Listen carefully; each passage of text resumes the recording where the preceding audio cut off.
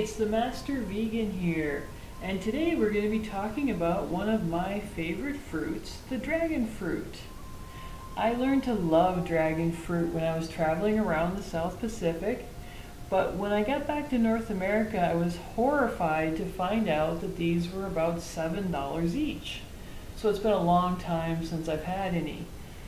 Yesterday I went to the fruit market and I found out that these are now $2 a piece, which is great. So I'll be eating a ton of dragon fruit. It's awesome. Now the dragon fruit is actually the fruit of a cactus. And the only way you can tell is from the seeds inside, and it also has these sort of scales that are very similar to that of a cactus, although they're not pointy and they won't prick you at all. So the first thing you're going to do with a dragon fruit is you're going to give it a good wash and rinse. And I've already done this because you never know. It's usually coming from someplace in Asia. You never know what kind of pesticides or herbicides they've sprayed on it or what they've sprayed on it in transit. So I've already washed it to make sure that there's no cross-contamination. And so now we're going to go ahead and cut this up. And the best way to cut a dragon fruit is very, very simple. You're just going to cut off the ends. And you can see the seeds inside there. So I'm going to cut off both ends. And the first thing you'll notice about a dragon fruit is that it's very similar in appearance to a kiwi. And it actually, the taste, the flavor, and that mild texture is also very similar to a kiwi, even though they're not related whatsoever. So now that we've cut this in half, it's very easy to just take your thumb and peel the peeling of the skin of the dragon fruit right off. So we're going to do this with both. Just hook your thumb in and the skin comes right off. So now we're going to do the second one. And I just wanted to add one thing.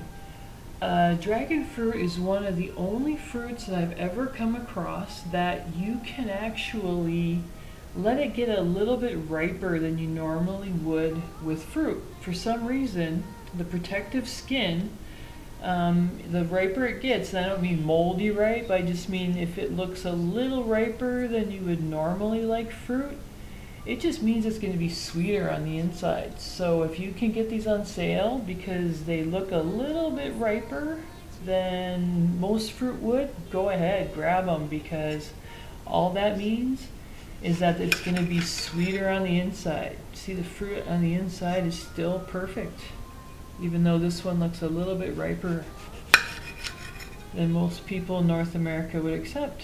So once again, I'm going to cut this in half. As you can see, it's just fine on the inside. I'm going to hook my thumb in.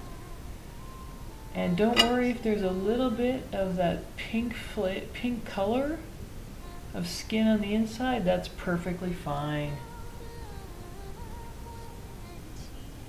So we're going to peel that off. Actually, it looks really cool to have that pink on there. And with the dragon fruit, you can just cut it up. It's very soft, and don't worry about eating the seeds. The seeds are delicious. Very mild flavored fruit. And once you start eating them, you're going to love them. So the dragon fruit, some of the nutritional value you're going to find in these is it's full of vitamin C. It's also a really good source of fiber and an excellent source of iron. And it adds a little bit of exotic taste to your fruit dishes. If you want to make a fruit salad, you want to make a smoothie, a fruit plate, people are going to love it because they're not used to it here in North America yet.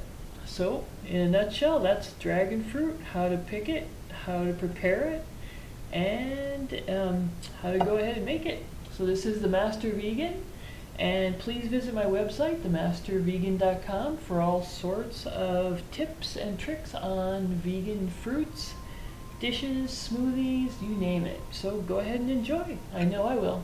See you soon.